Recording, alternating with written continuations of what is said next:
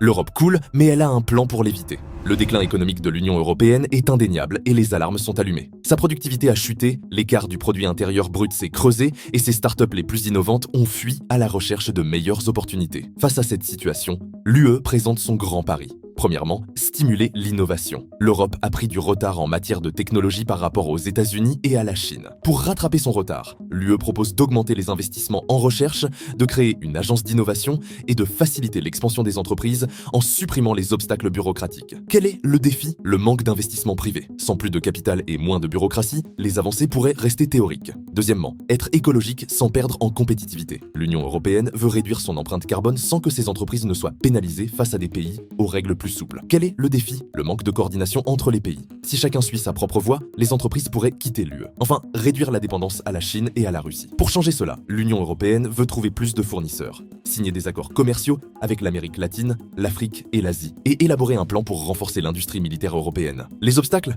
Un manque de financement et des blocages politiques qui pourraient retarder ces accords. La grande question est, cela sera-t-il suffisant? L'UE est-elle encore en mesure de se réinventer ou assistons-nous à une nouvelle tentative vouée à l'échec?